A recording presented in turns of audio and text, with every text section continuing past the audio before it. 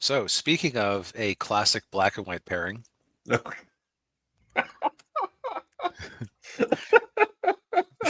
like the transitions aren't always there. Yeah.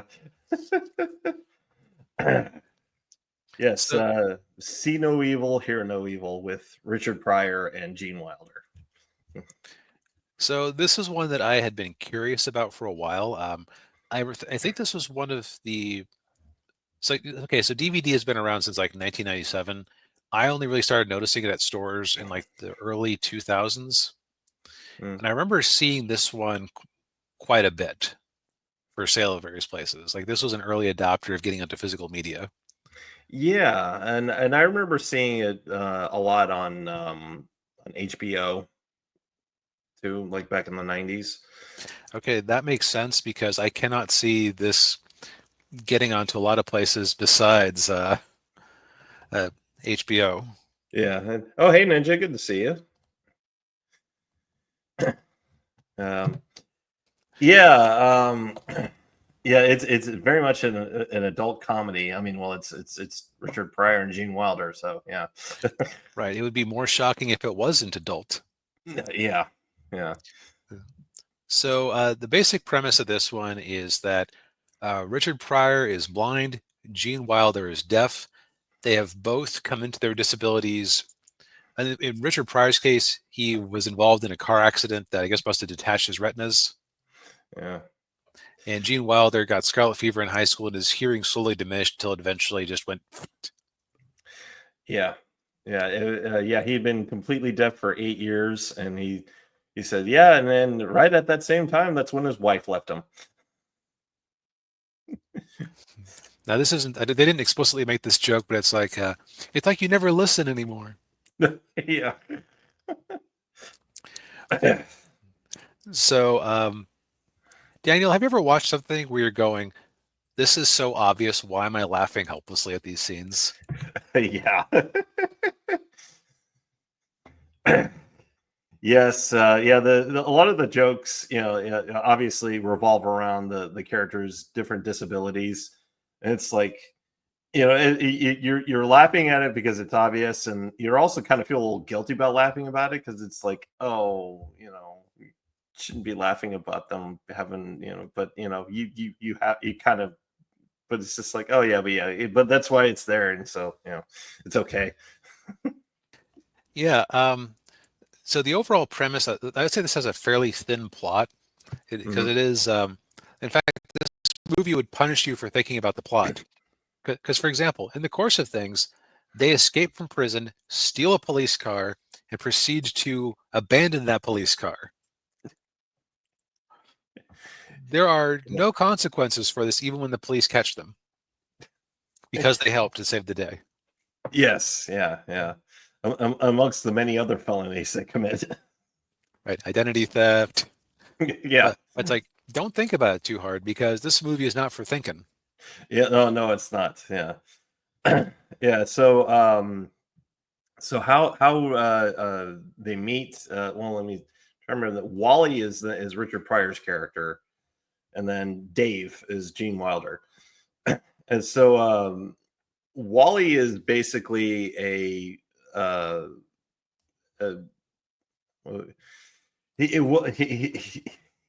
he has a bit of a gambling problem.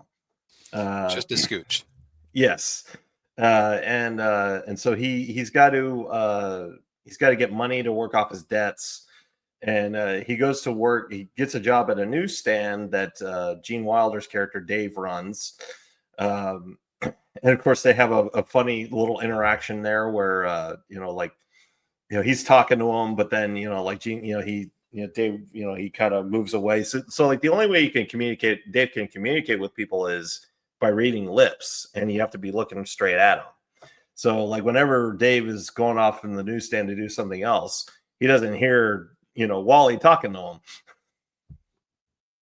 Yeah, and I think they mostly stayed consistent with it. There were a couple of scenes where they kind of cheated, and unless Dave just has amazing peripheral vision. Yeah, yeah.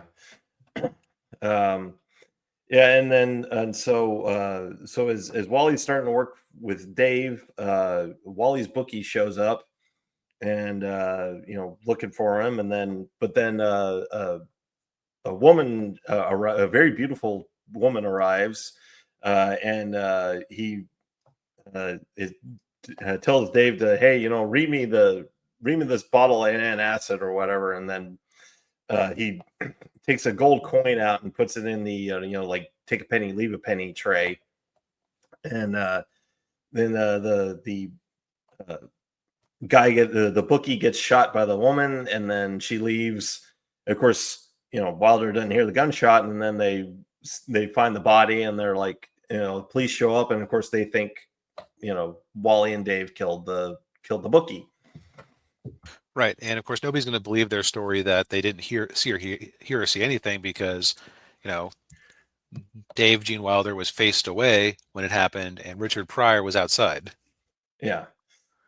Um, and the beautiful woman is played by Joan Severance, who Mhm. uh, played TV's Black Scorpion, Yes. Yeah. And and she was also the veterinarian ex-girlfriend uh, Mel of Gibson. Mel Yeah. Gibson's character in Bird on a Wire, Yeah. which I thought she seemed familiar. Yeah. She was mainly known for doing a lot of B movies in the 80s and 90s.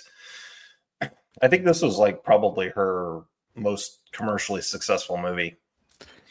Yeah, Bird on a Wire was also a reasonably big hit, but just based on the fact that I don't think I ever saw Bird on a Wire constantly being shoved in my face places, this is probably the movie with more of a long-running cultural impact. Oh yeah, yeah. um, But yeah, and this woman is working with Kurgo, played by, and I kept thinking, no, there's Ben or DB, you are bad at recognizing actors. There's no way that's actually Kevin Spacey. but it was. It was in fact Kevin Spacey. Yes, doing his best British accent. Yep. And so, as we often have to kind of do with comedies, I don't think we need to get too much into spoilers Yeah. Yeah. because, like I said, the plot is kind of an excuse. There's a MacGuffin, and they're trying various things to figure out where this MacGuffin is and what the MacGuffin is. Yes, and and as we said, hijinks ensue, and they obviously have to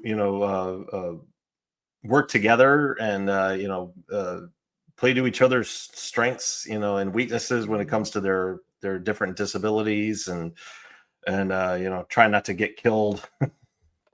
Yeah, and they both do a good job of performing.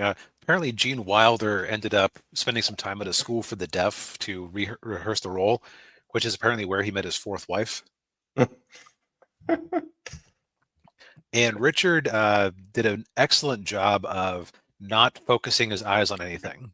Yeah, yeah, Which that wall-eyed expression of his in most scenes actually it did a lot to enhance the comedy.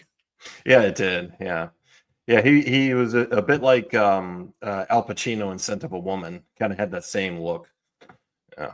Um, but yeah, they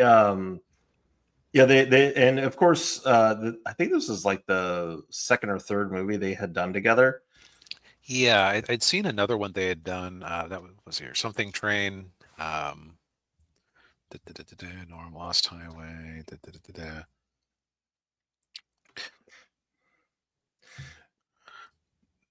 This is the toy, some kind of hero. So they did Stir Crazy.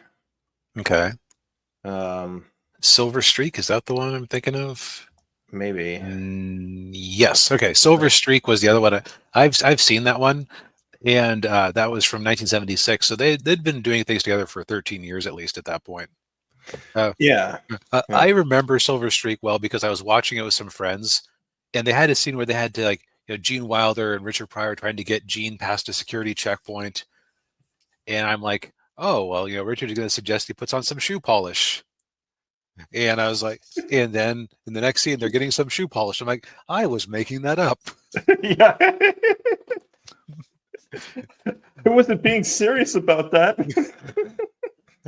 It's a kind of random bull flop expression or prediction I throw out all the time just to be funny. Yeah.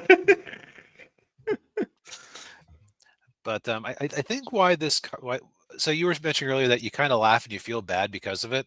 Yeah. I think that what makes it work is the fact that these are two men who are in quite a bit of denial about their situation. Yeah. Like they both have pride. Like you'll notice that Richard isn't exactly wearing sunglasses and walking around with a cane. He basically Yeah. stubbornly insists on living his life the same way he did when he could see. Yeah. Gene also, he doesn't, you never see him learn sign language or anything like that. Right. Yeah. He just, yeah, relies completely on reading lips. Yep, and he just refuses to acknowledge. And the thing is about him is that he kind of gave up an acting career because he couldn't catch the the cues from his other co-stars. But he Right. also, I believe, refused to admit why he couldn't miss or get those cues. Like if he had just Yeah. admitted to somebody that he was losing his hearing, who knows? He could have still been acting. Yeah. Yeah. They could have, yeah, I would imagine they would have accommodated him, you know, done everything they could to accommodate him, even in the late 80s. Right.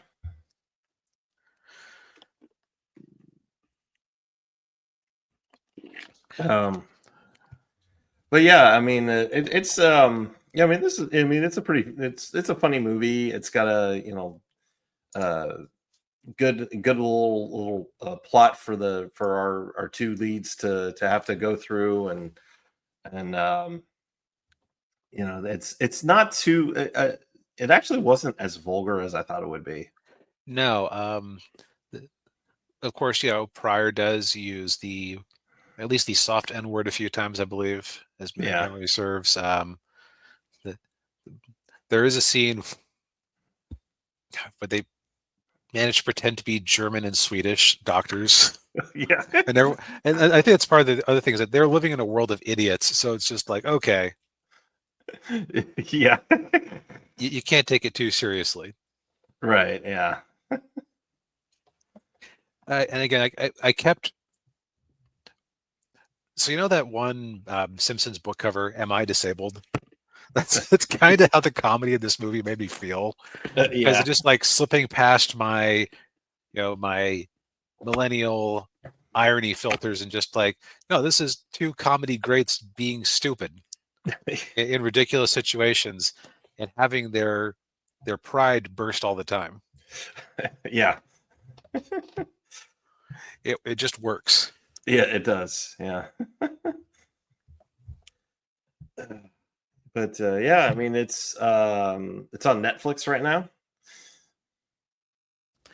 So And probably still available in the physical market if you're up for that, yeah. Yeah. at least used.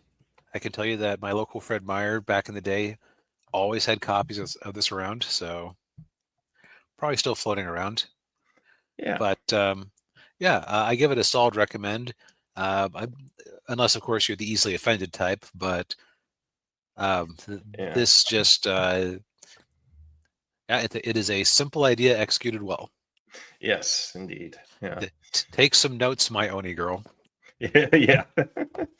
And I was just thinking, if they had done if they had done a sequel, I already know what the title would have been. It would have been "See No Evil, Hear No Evil, Speak No Evil," and they would have had another character, added a third character who's mute.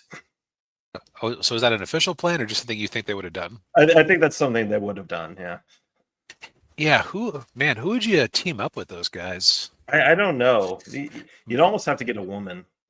Now that Yeah, I it could think be a about it. woman. I almost want to say Steve Martin, but I don't know that you could have Gene Wilder and Steve Martin in the same movie. Yeah.